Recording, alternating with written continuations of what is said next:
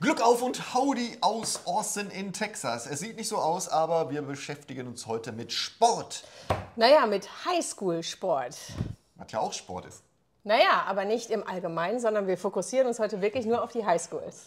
Viel Spaß bei diesem Video. Die 8. Miles in Texas, der Weg war nicht leicht. Doch jetzt stehen sie hier unter dem weiten Himmel, unendlich und weit.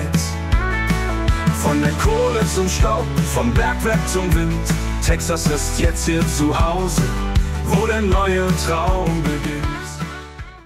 Highschool-Sport. Wollen wir vergleichen gegen Deutschland oder wollen wir nur erzählen? Ich weiß nicht. Lass doch einfach mal nur erzählen. So die ganzen Vergleiche sollen halt andere machen. Wir erzählen einfach, was wir hier gerade so erleben. Weil unsere Tochter hat vom Theater in den Sport gewechselt. Und ja, da sind wir ganz schön überrascht, was da so alles los ist. Ich bin überrascht, dass sie vom Theater in Sport gewechselt hat. Aber nein, die war ja schon immer sportlich, ne? Immer, ja, aber sie hat es halt nicht, also hier hat sie das nicht so ausgelebt in den letzten 1,5 Jahren oder 2 Jahren.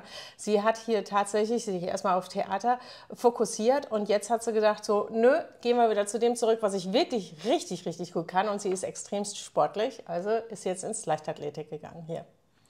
Ja, also ich glaube, das liegt auch, ich muss mal diese Lampe hier wegmachen, oder? Die stört total, oder? So, also ich glaube, das liegt tatsächlich daran, dass die Kids hier total motiviert werden, Sport zu machen. Ne? Woran mag das liegen? Also ich habe verschiedene Theorien. Meine erste Theorie ist dieses Zusammengehörigkeitsgefühl, weil jede Schule hat ja hier so einen Charakter, ne? Absolut, genau. Bei unserer Schule ist es die Bulldogger. Ne? Die haben so ein Zeichen, so. Ja, die Dogs.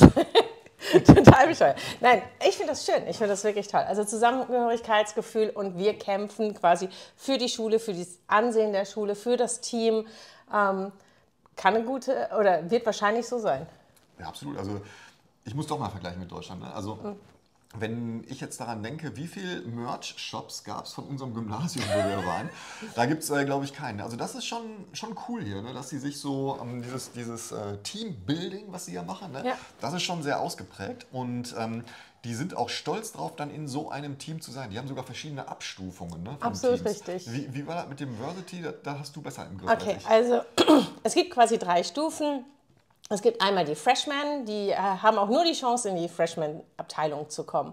Dann gibt es Varsity und Junior Varsity. Varsity ist quasi so die Bundesliga und Junior Varsity ist die 2. Liga. Also so kann man das sagen. Wie kommt man da rein? Durch Leistung, wie alles in Amerika, da. aber kannst du direkt irgendwie, wenn du sagst, irgendwie, boah, ich bin super jetzt im Sprinten, ne, kannst du direkt dann in die Junior Varsity aufgenommen werden? Also, oder musst du bei Freshman anfangen? Nein. Also, Warte mal. Ich habe ja gestern erzählt, ich habe den Sprinklehrer ausgemacht, ne? Das interessiert den Bach nicht, weil unser Sprinklehrer geht an und es regnet draußen. Naja, aber kostet schon Wasser. Läuft bei uns. ja. Entschuldigung. Also, du weißt doch, dass sie direkt in Junior Varsity eingestiegen ist. Ja, ich weiß das, aber ich muss doch so tun, als ob ich das nicht wüsste, Ach damit so. du das erzählst. Und ich soll ja auch nicht mal dazwischen quatschen. Also du kannst natürlich, also wenn du ein Freshman bist, darfst du halt nur in die Freshman League rein. Danach musst du dich halt qualifizieren für Junior Varsity oder Varsity. Und wenn du richtig, richtig gut sprinten kannst, kannst du natürlich auch schon im Junior Year im Varsity sein. Also in der 1. Bundesliga. Das funktioniert, weil du einfach extremst gut bist. Also vielleicht müssen wir einmal kurz einen Exkurs in das System hier, das Highschool-System. Ne? Also 4 Jahre sind 4 Stufen, ne? Und das zieht sich auch am College durch. Ne? Ja. Also das heißt jetzt nicht Klasse 1, 2, 3 und 4, sondern die haben halt Namen dafür. Ne? Geht los mit dem Freshman Year. Danach kommt Sophomore Year. Sophomore Year. Danach kommt Junior Year. und danach kommt Senior Year. und danach kommt Graduation und ab aufs College, dann fängt es wieder an. Und dann fängt es wieder an mit Junior, Sophomore, Freshman, Sophomore, Junior, Senior. Genau, also das zieht sich hier durch. Ne? Also immer wenn ihr lest, ja, ich bin Freshman, ich bin Junior, dann wisst ihr, okay, ist 2. Jahr vom College oder 2. Jahr von Highschool. Just saying. Ja, just saying. Also, So. genau. Also die werden natürlich auch motiviert, indem sie auch wirklich dass Leistung belohnt wird. Leistung wird extremst belohnt, allein schon durch den Status, den du hier bekommst. Ne? Und die werden auch Nein, also die wollen auch Leistung erbringen, weil die natürlich ganz viele Benefits durch die Leistung bekommen. Also ihr kennt das ja, ne? Wenn ich ein Footballspieler bin, also American Football, ne? Nicht Soccer, dann kriegen die natürlich, wenn die gut sind, hier ein Stipendium. Und das basiert natürlich auf Leistung. So, das heißt, die honorieren schon gute Leistungen. Und der Leistungsgedanke hier ist ein ganz anderer. Und die Ausstattung hier ist dementsprechend, ne? Also um Leistung zu bringen, muss natürlich die Ausstattung da sein. Also nutzt jetzt nichts, wenn du jetzt, sagen wir mal, in Sprinten möchtest, ne, und hast nur deine ollen Nike-Turnschuhe da. Ne? Das ging schon los mit, also Nina heißt ja meine Tochter, Nina wollte ins Track-and-Field-Team, hat dann so ein paar Proberunden laufen müssen, ne, für die Trainerin, ne, und dann ging es auch sofort los. Sie sagte, ja Papa, pass auf, irgendwie, ich bin im Team aufgenommen, ne, die sehen Potenzial. Die sehen manchmal Sachen, die wir nicht sehen. Doch, die ist schnell. Die ist wirklich schnell. Ja, die ist wirklich schnell. Und das Erste, was wir machen mussten, war ab nach Dick's Sports Goods Spikes holen.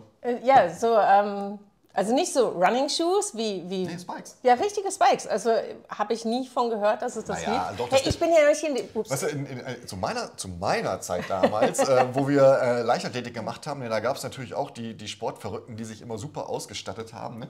Die haben dann auch zum Leichtathletiktraining Spikes gehabt und sowas. Ne? Das war schon so, konnte sich nicht jeder leisten. Kann sich hier auch nicht jeder leisten, aber ist halt Voraussetzung, um hier mitspielen zu können. Ne? Ja, genau. Und jetzt muss man dazu sagen, was kosten diese Schuhe? Also irgendwie irgendwas um die $70 haben wir dafür bezahlt. $80 haben wir, glaube ich, mit Tax bezahlt. Ne? Die haben eine riesen Auswahl in den Sportläden hier, weil die natürlich auch darauf eingestellt sind, dass die ganzen Schulen hier super equipped sind oder die Schüler gut ausstatten wollen. Also du hast dann in Dick's Sports Goods, also wenn ihr den Laden kennt, ignoriert das, ne? Aber wenn nicht, ihr kommt da rein und habt eine riesen Schuhabteilung, und zwar eine Schuhabteilung für jeden Anwendungsfall, ne? Und für jedes Alter. Ne? Also Jugend, Sprinten, Jugend, Ausdauer, Jugend, Marathon, und das ist schon irre hier. Ja, das ist wirklich irre. Also, aber das liegt auch daran, dass Sport hier so einen super hohen Stellenwert hat. Ne? Sollten wir auch mal mit anfangen. Wir wollen nicht übertreiben. Wir wollen nicht übertreiben, genau. Weißt du, ich bin auch immer beeindruckt. Ne? Also wenn die Kids so erzählen, ne, irgendwie, was hier da los war. Also erstens ist das so, die sind total motiviert. Das siehst du daran, dass das Training vor der Schule beginnt. Genau, also die Kurze, die geht jeden Morgen um 7 Uhr spätestens aus dem Haus. Allerspätestens, weil um 6:45 fängt das Training an, Lauftraining. Das geht, dann macht sie sich in der Schule fertig, duscht dort und dann geht sie zum Unterricht. Und nach dem Unterricht hat sie Sprungtraining. Also das ist immer nur, also die müssen da nicht hin, also ist natürlich immer freigestellt, aber so der Druck wird irgendwann halt so hoch, wenn die eine gewisse Zeit lang da sind, ne, dann sagt die Trainerin, pass auf, irgendwie, wenn du jetzt hier 3-4 Mal nicht da bist, ne, dann kannst du nicht im Team sein. Ne? Also da ist schon so der Gedanke verwurzelt, hey, wir machen ein bisschen Stress und Druck, ne, aber das ist positiver Druck und Stress. Ne? Einfach damit die Kinder da dabei bleiben. Ne? Und das stimmt schon. Ne? Also meine Tochter ist jetzt, sagen wir mal, ein Langschläfer. Ne? So, und wenn die morgens um 7 Uhr aus dem Haus geht, hat hier ihren Energy-Drink gemacht und ihren Müsli dabei und geht zum Training, dann weiß ich, ey, die ist motiviert. Das macht ihr richtig Spaß. Ja, jetzt hast du Energy-Drink gesagt. Sie trinkt keine Energy-Drinks. Sie macht sich einen Smoothie. Nein, ich will hier diese Elektrolyte. Elektrolyte, genau. Nicht Energy, also nicht Monster. Nein. Das trinken wir ab 8 erst. Nein, das ist Dreck. Mein Energy-Drink ist guter alter Kaffee. Prost. So. Aber du hast recht, die sind total motiviert und die werden auch ein bisschen getriggert, dass sie wirklich ins Team gehen und extra leisten. Aber die werden extremst dafür belohnt. Fangen wir mal erst mit den ganzen Belohnungen an, die bereits haben, wenn die jetzt noch nicht irgendwelche Stipendien bekommen fürs College, sondern einfach Basic-Belohnungen. Fangen wir an, wenn sie einen Wettkampf haben, haben die einen kompletten Tag schulfrei. Das kannst du ruhig sagen. Also das heißt Meeting. Also das heißt ja bei euch auch. Ne? Da gibt es ja immer die Leichtathletik-Meetings. Ja, wusste ich nicht. Ich mache das nicht. Ich auch nicht. Ich gucke nur. Genau.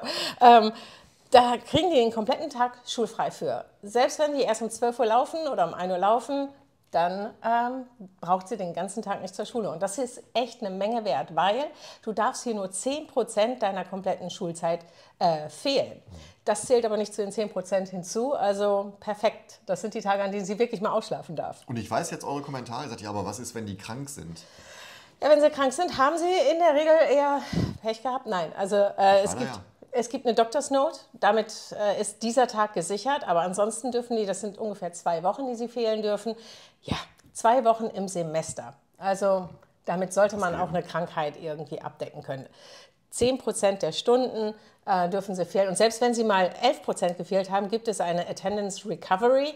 Das heißt, nachsitzen, dann gehen sie samstags mal einen Tag hin, lassen sich das abstempeln und dann waren sie auch da.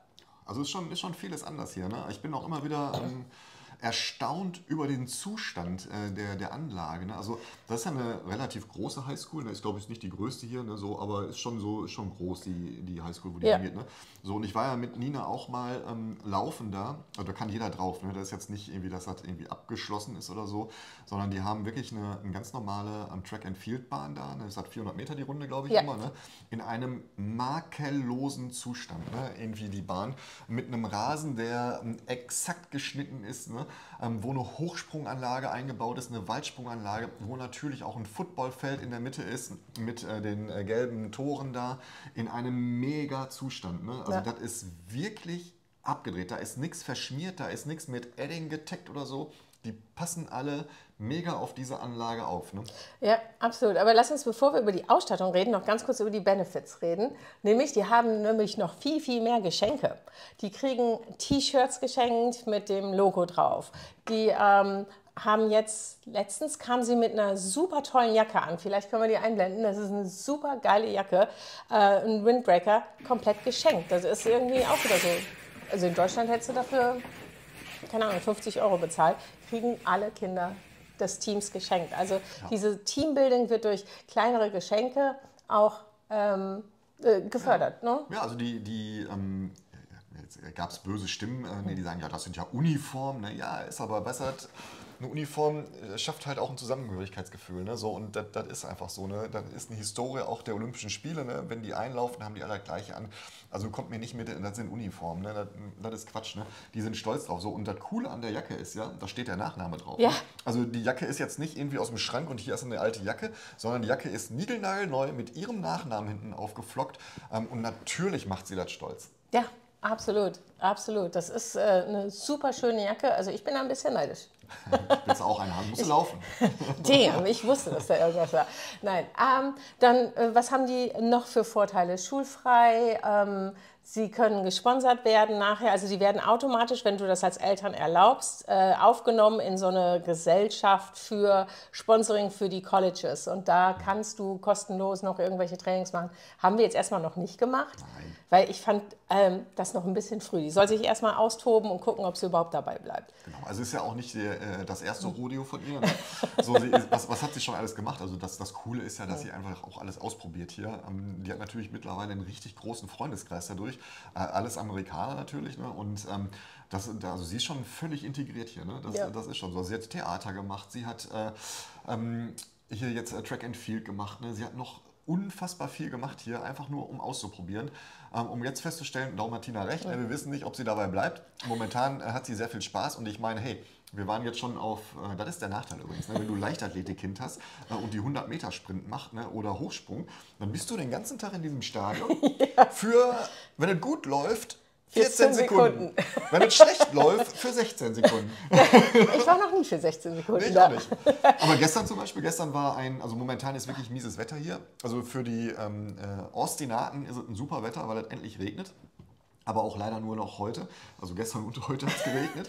Und dann geht es wieder auf 30 Grad hoch und Sonne. Aber für den Boden ist das natürlich super. Ne? So, und die haben in den Stadien, also das ganze Land hier ist, oder das ganze County ist nicht ausgelegt auf Indoor. Ne?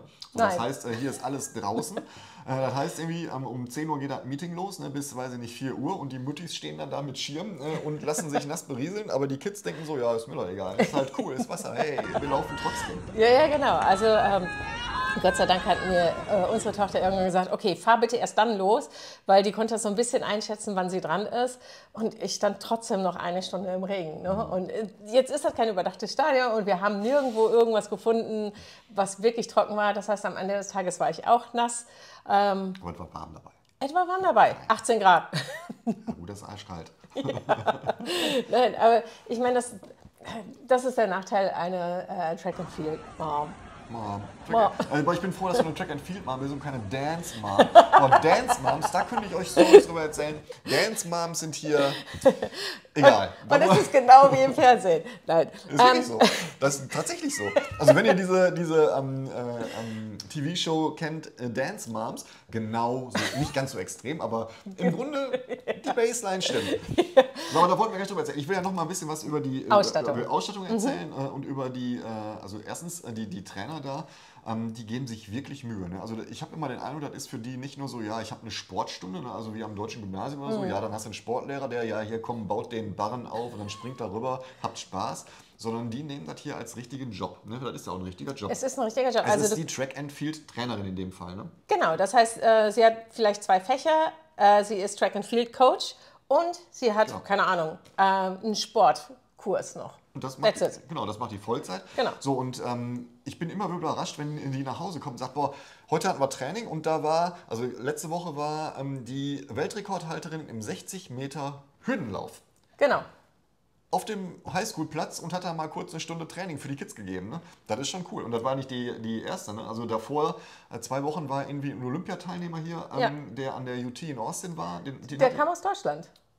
Der hat Deutsch gesprochen mit ihr. Ich glaube, ja, der war begeistert. Und der hat hier studiert und ist für die UT gelaufen. Aber dann nicht Olympia. Weil Deutschland, Olympia, UT, merkst du? Ja, aber warum hat er denn Deutsch mit ihr gesprochen? Ja. Wir werden dieses Rätsel nicht auflösen. So, aber auf jeden Fall, was ich sagen will, ist, hier gibt es halt auch viele Profis, die einfach mal kommen, kostenlos. Also ich habe noch nicht $1 bezahlt hier für die Nummer. Ne? Nein. Das ist ja auch eine Public School, darf man nicht vergessen. So, also das Argument irgendwie, ja, das ist eine reiche Schule und sowas. Ja, stimmt, ist eine reiche Schule, aber ist Public, kostet kein Geld, kann jeder hin, der hier wohnt. So, und dieses Gesetz ist ja jetzt gekippt. Ne? Also der Gouverneur hat ja hier die freie Schulwahl mit der Bild. Hat er durchgekriegt gestern. Oh. Und das bröckelt jetzt auch so ein bisschen. Aber was ich sagen will, ist, die kriegen hier ganz viel Sponsorengelder von Eltern und von Firmen hier. Ich habe ja schon mal erzählt, ne, die 7-Eleven hier, die Tankstelle, ne, die rückt dann mal eben $1000 rüber, ne, und sagt, hier habt Spaß, ne, aber guckt dafür, dass das 7-Eleven an der Bande steht, ist denen scheißegal. Aber ja, oder diese ganzen Dinner, zum Beispiel, wenn die Fastfood-Ketten hier, keine Ahnung, Taco Deli oder... Das ist ja kein Dinner. Naja, die sagen aber, pass auf, wir machen Spirit Night und das heißt, alles, was ihr bei uns esst, an diesem Abend, davon gehen 10% an BUI. Genau, an das Sportteam. Also so finanzieren die sich, ne? Und die finanzieren sich richtig gut damit. Ne? Und das ist auch der Grund, warum die so ein Equipment haben können. Ja. Ne? Also da kommt ständig Geld rein, ne? Und wenn kein Geld reinkommt, werden die Wege finden, sofort Geld zu organisieren. Das ist hier exorbitant anders als in Deutschland, weil halt Firmen hier durchaus Sponsor dürfen. Ne? Ich weiß nicht, in Deutschland ist ja immer so mit, ja, nee, eine Firma darf da nicht Logo und ist Werbung, bla bla bla. Quatsch meiner Meinung nach, aber egal. Die hat noch so eine Hose, das wollte ich noch erzählen. Ja, die genau. kann ich ja mal einblenden. So eine, eine Decompression-Hose oder ist halt so eine Heat-Hose für nach dem Laufen, wo die Muskeln so ein bisschen aufgelockert werden? Ich weiß es nicht. Auf jeden Fall sah das super professionell aus und die Kleine hatte da echt so, die fand das so toll und sagte, das hat echt was gebracht. Klar. Und die sind mega professionell ausgestattet. Ja. Also wie beim Profifußball oder so, haben sie da diese Hosen. Haben die da diese 5 Hosen liegen? Ja. Dann sitzen die nach dem Laufen da drin, kriegen da eine 1A-Behandlung. Ne? Und ich denke mir immer so, vielleicht soll ich da auch eintreten. Die haben übrigens auch tatsächlich Physiotherapeuten in den Departments. Das sind dann unter anderem auch Highschooler, die gerne in dem Bereich später arbeiten möchten und die das dann jetzt dort schon lernen. Und dann die Sportler auch behandeln dürfen, also so ein bisschen unter Anleitung. Ja. Finde ich ganz cool, dass sie dann sagen, ja, mir tut irgendwas weh, kannst du mir das massieren? Ja. Ja, also das ganze System hier ist schon darauf ausgerichtet, Leistung zu erbringen. Ne? Die Amerikaner lieben die Competition, was ich sehr, sehr cool finde. Ne? Also ist jetzt auch nicht eine böse Competition, ne? Nicht von Neid zerfressen, sondern man versucht selber besser zu sein, ne? Oder du brauchst irgendwie einen Anreiz, damit das geht, und das ist halt die Competition dann oder die Ausstattung. Ne? Bestes Beispiel war gestern beim Laufen. Die haben sich wirklich alle mega angestrengt bei diesem Regen und ich habe dann bei einem 100-Meter-Lauf gesehen, dass die wirklich extrem gegeneinander gekämpft haben, die verschiedenen Highschools, halt in ihren verschiedenen Gears, jeder Highschool in den Highschool-Farben, und nachher haben die sich alle gegenseitig abgeklatscht und in den Arm genommen und gefeiert, dass sie es geschafft haben. Also insofern... Das ist aber, also ich glaube, bei Leichtathletik ist das gang und gäbe. Das ist ja nicht so wie bei anderen Sportarten, wo man sich danach irgendwie trifft auf der Wiese zum Verkloppen.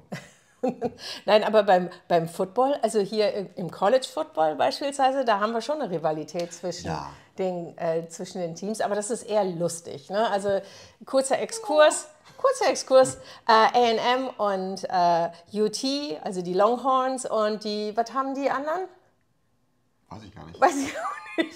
Ein Aggie, was ist ein Aggie? Was ist ein Aggie? Keine Ahnung. Also auf jeden Fall die beiden, die haben halt eine große Rivalität und es gibt hier so eine Tankstelle, die heißt Buc-ee's und die hat von beiden immer Merch dort stehen. Und du siehst, dass du in die Richtung A&M kommst, weil die ganzen Merch-Sachen von der UT umdrehen, nämlich die Horns down. Oh, das machen wir hier nicht. Das machen wir nicht. Also das ist so lustig. Es gibt ein sehr virales Video, wo es ein Lokalderby, also Texas A&M ist hier in College Station, das ist 1,5 Stunden, 2 Stunden von hier, ne? Ja, richtig. Entfernt, auch ein Riesenstadion, eine Riesenuniversität, super angesagt. Und hier die UT sind halt die Longhorns. Ne? Und es gibt ein virales Video, wo die im Lokalderby den A&M-Block gezeigt haben. Also so richtige Blocks gibt es gar nicht, ne? Aber die sind halt, die Studenten haben natürlich ihren Block. Ne? Und dann machen die alle diese Wellenbewegung und in der Mitte steht einer auf, zieht sich sein Aggie-Shirt ab, hat so ein Longhorn-Shirt drüber und steht in diesen Wellen mit Longhorns. Und der lebt immer noch. Also nein, Competition, ja, Wettkampf, ja, Spaß vor allen Dingen. Ja. Auf jeden Fall, also das gehört dazu. Ja, das war vielleicht so ein kleiner Einblick. Ich gucke mal, dass ich ein bisschen Videomaterial noch reinschnibbeln kann hier in dieses Video, damit ihr mal so einen Eindruck bekommt, wie das hier aussieht. Also letzter Punkt ist ja auch die Turnhalle da, ne? Also die haben, ne? Das ist schon so, wo ich sage, wow, das ist zweite Liga Handball Deutschland, ne? Was sie da an Turnhalle haben. Ne? Das ist anders hier. So, ich blende ein bisschen was ein, vielleicht im Nachgang hier und ja. Weiter geht's, oder? Was ist das nächste Thema? Was machen wir demnächst? Weiß ich nicht. Wahrscheinlich mal ein bisschen Bildung an der Highschool. Jetzt haben wir Sport an der Highschool. Vielleicht ist ja auch Bildung an der Highschool interessant. Ich würde auch gerne mal einfach die Kamera nehmen und rumfahren hier und dabei quatschen, damit die Leute mal so ein bisschen sehen, wie das hier aussieht. Ja, ich würde auch ganz gerne mal an der Highschool vorbeifahren und so, das ist eine Highschool. Ja, da müssen wir aufpassen mit Kinderfilmen. Nee, wir sind in Amerika, da dürfen wir das machen. Wirklich? Da dürfen wir machen. Wir werden sehen. So, ja, also ich habe nichts mehr. Du? Ich meine, ich könnte stundenlang darüber erzählen, aber... Ich auch. Nein, aber lass es uns jetzt hier an der Stelle mal beenden und dann stellt uns eure Fragen zum Thema Highschool mal unten in die Kommentare rein. Die werden wir dann alle im nächsten Video beantworten, wenn es darum geht, ja, wie funktioniert denn überhaupt so Highschool oder vielleicht sogar ein bisschen Middle School. Habe ich keine Ahnung von. Naja, ich weiß auf jeden Fall, welche Stufen hier in Texas drin sind. Ja, lass mich raten, Freshman? Nein, die haben weniger. Die haben nämlich nur 2 Jahre hier. Ja, und ansonsten vielen, vielen lieben Dank, wie immer, dass ihr hier seid. Dass ihr da seid. Vielen Dank fürs Zuschauen und denkt immer dran, Hook 'em. Bis bald. Ciao.